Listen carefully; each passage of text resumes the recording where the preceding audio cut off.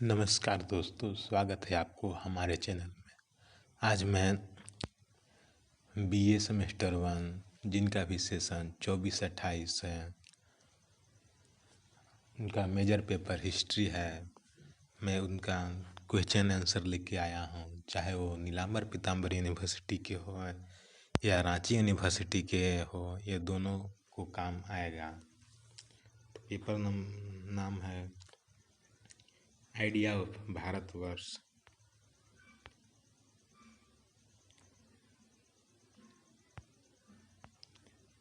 भारतवर्ष की संकल्पना। तो विभिन्न यूनिट के अनुसार मैं लॉन्ग क्वेश्चन आंसर लेके आया हूँ, ताकि आप लोग की परीक्षा की तैयारी में अच्छे ढंग से परीक्षा की तैयारी कर सकें और एक नए नंबर ला सकें। तो आइए इस वीडियो को शुरू करते हैं। पहला क्वेश्चन है,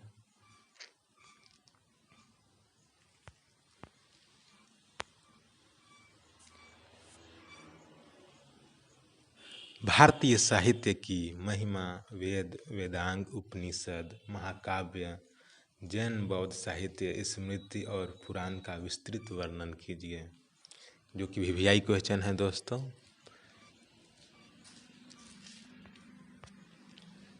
तो इसका आंसर में है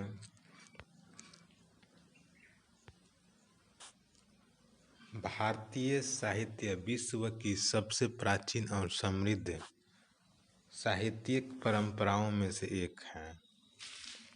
इसकी शुरुआत वैदिक युग से होती है और यह अनेक युगों तक फैली हुई है। यह साहित्य केवल धार्मिक या आध्यात्मिक नहीं है,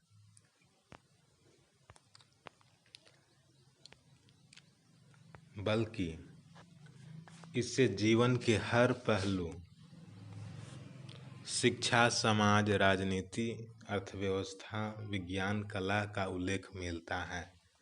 इस साहित्य को निम्नलिखित वर्गों में विभाजित किया जा सकता है। पहला है वेद।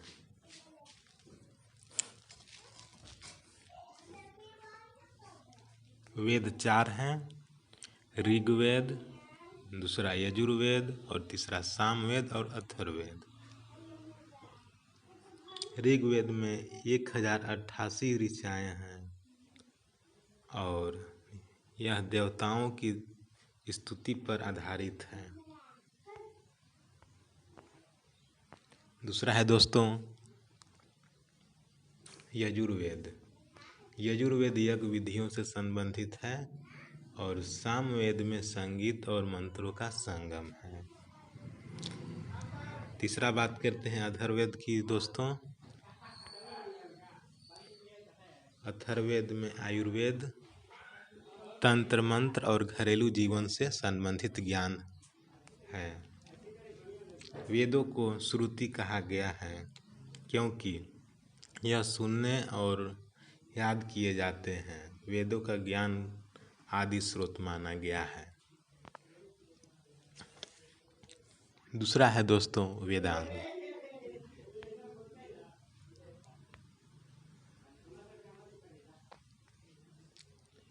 वेदों की व्याख्या और अध्ययन के लिए 6 वेदांग निर्धारित हैं।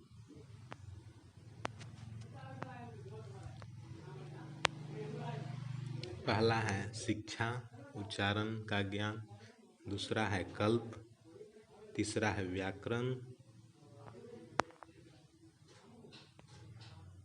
चौथा है निरुक्त। पांचवा है छंद और छठा है ज्योतिष कालगणना। वेदांगों से पता चलता है कि प्राचीन भारत में विद्या का स्तर कितना विकसित था।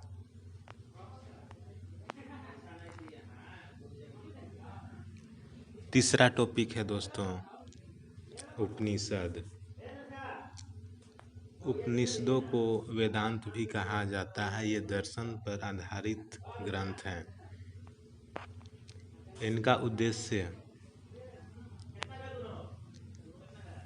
आत्मा, ब्रह्मा, मोक्ष और कर्म का गहन विश्लेषण है।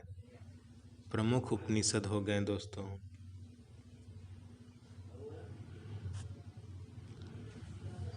ईश, केन, कंठ, मुंडक, मांडुक्य, छांदोग्य और बृहदारण्यक आदि हैं।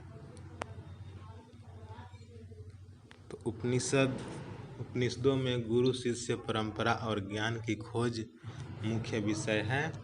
इन ग्रंथों में अद्वैत वेदांत एक ब्रह्मा का सिद्धांत प्रमुख है। चौथा विषय है दोस्तों, चौथा टॉपिक महाकाव्य।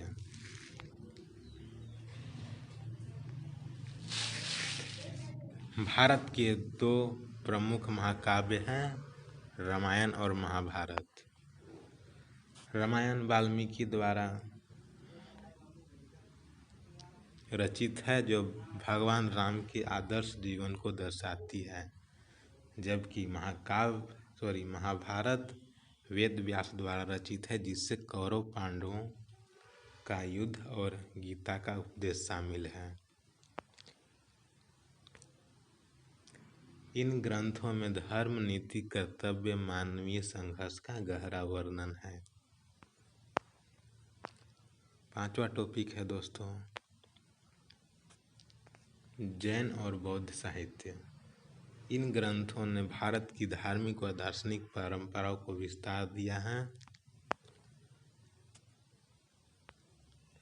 जैन साहित्य में आगम और सिद्धांत ग्रंथ शामिल हैं। ये अहिंसा, परिग्रह, आत्म शुद्धि पर बल देते हैं, जबकि बौद्ध साहित्य पाली भाषा में रचित है, जिनमें से त्रिपिटक है। त्रिपिटक में हो गया विनय पिटक, सूत पिटक और अधिधम्म पिटक विभाजित हैं। बौद्ध ग्रंथों में करुणा, मध्यम वर्ग और निर्वाण की बात कही गई है। छठा टॉपिक है दोस्तों स्मृति और पुराण। स्मृति ग्रंथों में मनुस्मृति, याज्ञवल्क्य स्मृति आदि हैं जो कि सामाजिक नियम, कानून, धर्म और दायित्व पर आधारित हैं। पुराण की बात करें तो पुराणों में 18 प्रमुख पुराण हैं और 18 उप पुराण शामिल हैं, जैसे विष्णु पुराण, शिव पुराण, भागवत पुराण आदि। इनमें सृष्टि की उत्पत्ति, देवी देवताओं की कथाएं, अवतार और युगों की वर्णन किया गया है। इन सब का निष्कर्ष देखें दोस्तों, भारतीय साहित्य केवल धार्मिक ग्रंथों का संकलन नहीं है, बल्कि यह भारत की सांस्कृतिक, सामाजिक, वैज्ञानिक, दार्शनिक, राजनीतिक और आध्यात्मिक चेतना का दस्तावेज है। इसका अध्ययन आज की प्रासंगिक है क्योंकि इससे मानवता का सार्वभौमिक मूल्य समाहित है। यूनिट 2 की बात करें दोस्तों तो यूनिट 2 में है भारतीय ज्ञान परंपरा, कला और संस्कृति। क्वेश्चन नंबर 2 है भारतीय भाषा, लिपि और संस्कृति का विकास कैसे हुआ, विस्तृत वर्णन करें। तो उत्तर में होगा प्राचीन भारत की भाषा, लिपि और संस्कृति अत्यंत समृद्ध रही है। यह न केवल भारत की एकता और दर्शाती है, बल्कि विश्व संस्कृति में भारत का योगदान को भी रेखांकित करती है। पहला स्टेप में है भाषाओं का विकास।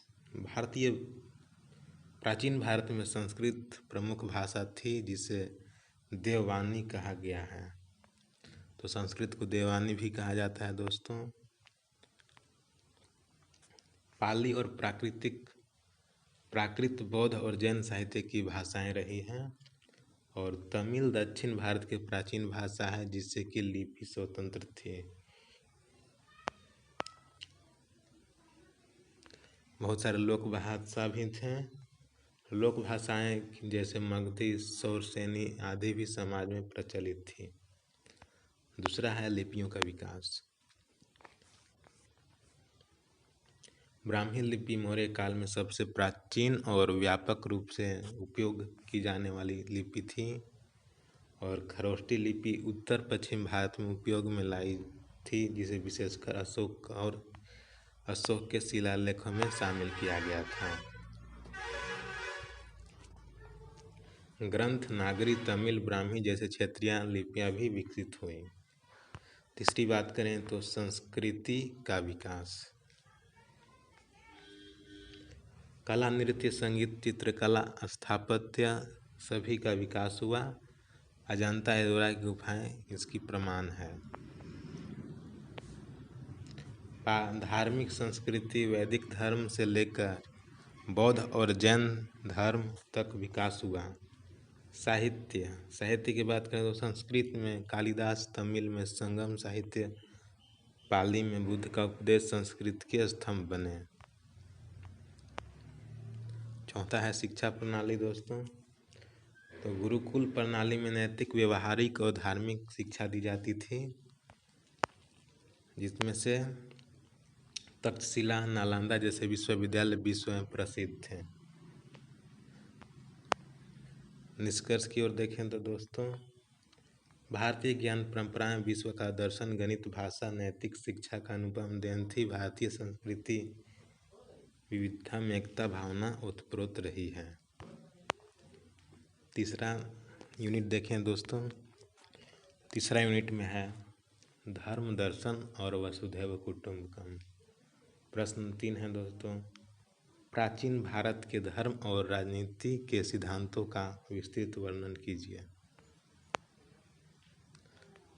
उत्तर होगा दोस्तों, प्राचीन भारत में धर्म और राजनीति परस्पर पूरक थे। धर्म का अर्थ केवल पूजा पद्धति नहीं बल्कि संपूर्ण जीवन पद्धति थी। धर्म की परिभाषा देखें तो धर्म एक का शाब्दिक अर्थ है धारणा करने योग्य। यह व्यक्ति के आचार, विचार, कर्तव्य और जीवन मूल्यों का निर्धारित करती है। धर्म की प्रकार है दोस्तों, सामान्य धर्म है सत्य, अहिंसा, क्षमा, शुचिता और दया। विशिष्ट धर्म है जाति, वर्ण, आश्रम के अनुसार कर्तव्य। राजनीतिक सिद्धांत की देखें तो राजा को धर्म का पालक माना जाता है। कौटिल्य के अर्थशास्त्र में राजनीति, प्रशासन, युद्ध नीति आदि का वैज्ञानिक विवेचना मिली है, जिनमें मनुस्मृति में राजधर्म, दंड नीति, कर व्यवस्था का वर्णन किया गया है। चौथा है टॉपिक वसुधैव कुटुंबकम। वसुधैव कुटुंबकम संपूर्ण पृथ्वी एक परिवार मानना है। यह विचार महोपनिषद में मिलती है, जो वैश्विक एकता को और मानवता की बात करता है। निष्कर्ष को देखें दोस्तों, प्राचीन भारत में धर्म और राजनीति जन कल्याण के लिए थे। राज्य का उद्देश्य मात्र शासन नहीं बल्कि धर्म आधारित न्याय व्यवस्था और प्रजा का रक्षा था।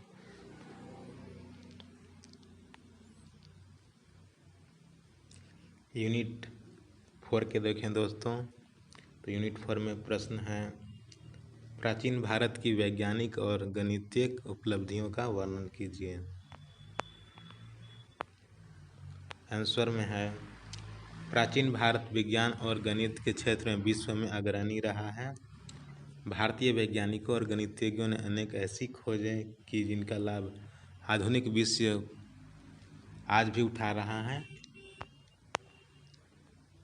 तो गणित की उपलब्धियां पहला देखते हैं। शून्य का आविष्कार भारत का महान देन है। दशमलव पद्धति और बीजगणित गणित की रचना आर्यभट्ट ने की।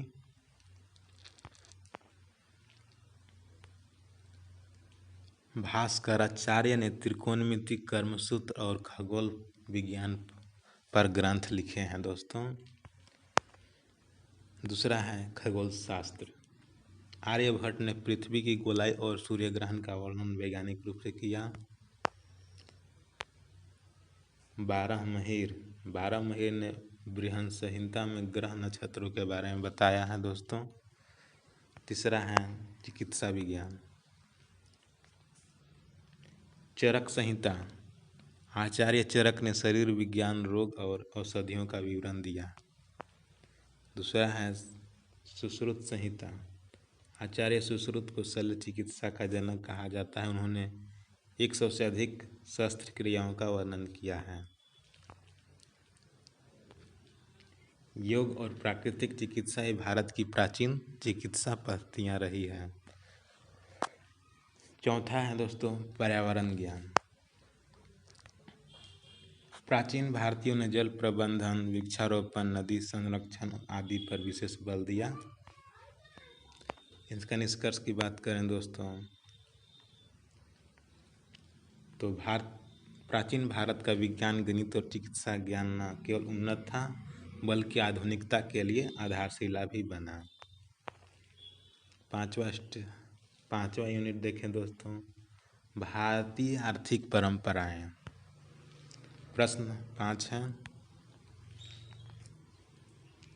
समुद्री व्यापार और प्राचीन भारत की अर्थव्यवस्था आर्थिक समृद्धि का विश्लेषण कीजिए। जिसका आंसर होगा प्राचीन भारत व्यापार और कृषि में आत्मनिर्भर था। इनका समुद्री व्यापार तंत्र विकसित था और भारत को सोने की चिड़िया कहा जाता था। जैसे कि कृषि प्रणाली, सिंचाई के उन्नत साधन, उर्वर भूमि और जलवायु से कृषि को समृद्ध बनाया। जो फसल होते थे जिनमें से धान, गेहूं, जौ, चना, कपास आदि की खेती यहाँ की जाती थी। दूसरा है उद्योग और शिल्प। वस्त्र उद्योग, कांजीवरम, बनारसी सिल्क, धातु शिल्प, मिट्टी का बर्तन और मूर्ति कला के लिए फेमस था। हस्तशिल्प वस्तुएं विदेशों में निर्यात होती थी। तीसरा है समुद्री व्यापार। लोथल, भरूच, मस्कट, अरब, रोम, चीन, भारत का व्यापार होता था। भारत में मसाले, रत्न, कपड़े और दवाइयाँ निर्यात होती थी। चौथा है मुद्रा और वाणिज्य। मौर्य और गुप्त काल में सोने चांदी की मुद्राओं का प्रयोग होता था। राज्य द्वारा व्यापार के नियम निर्धारित किए जाते थे। निष्कर्ष में देखें तो दोस्तों प्राचीन भारत की अर्थव्यवस्था कृषि, उद्योग और व्यापार पर आधारित थी। समुद्री व्यापार के कारण भारत की संस्कृति विश्व भर में फैली हुई थी। तो ये पूरा क्वेश्चन था दोस्तों, जो कि प्रत्येक यूनिट से एक लॉन्ग क्वेश्चन है, जो कि आपकी एग्ज़ाम के लिए काफ़ी महत्वपूर्ण होगा दोस्तों। तो यह सब को कर लीजिएगा, जिससे आपकी एग्ज़ाम आसानी से जाएगी, चाहे आप नीलांबर पीताम्बर यूनिवर्सिटी से हो या रांची यूनिवर्सिटी से। यह वीडियो आपके लिए काफ़ी महत्वपूर्ण रहेगा। तब के लिए धन्यवाद। मिलते हैं एक नए वीडियो में। जय हिंद, जय भारत।